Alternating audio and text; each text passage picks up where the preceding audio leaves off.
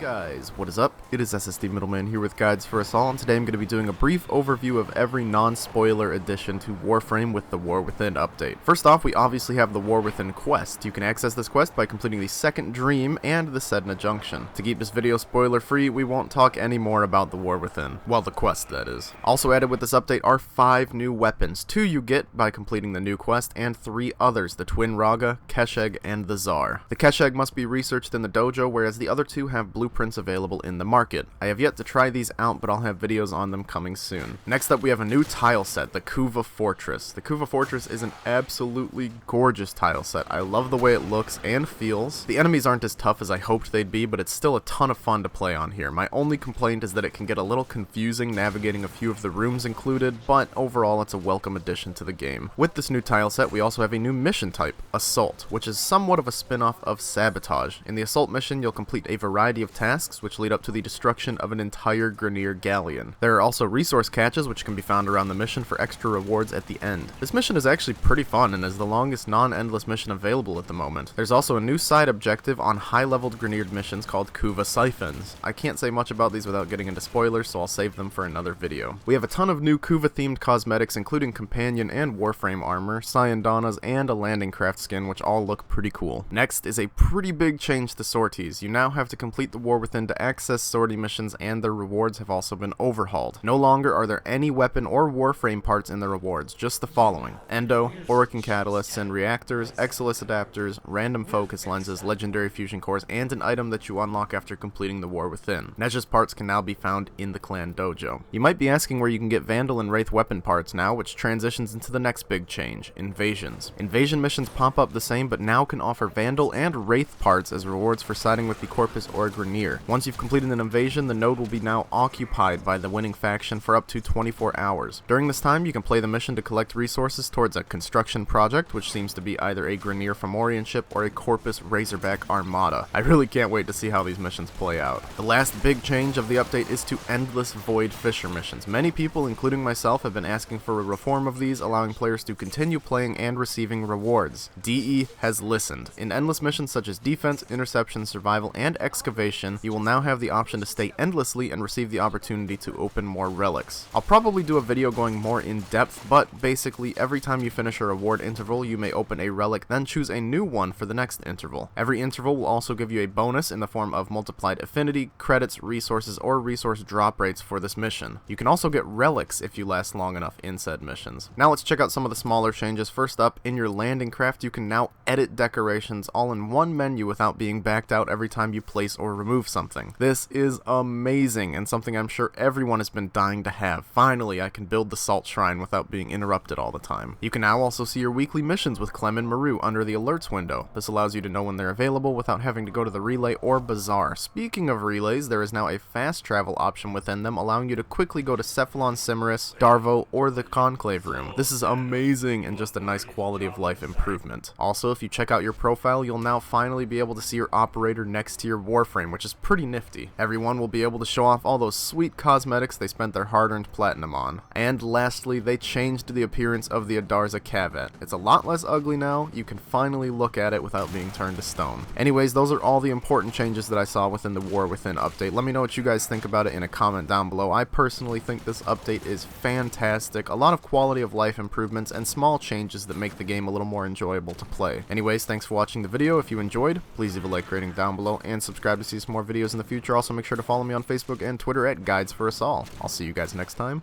Goodbye.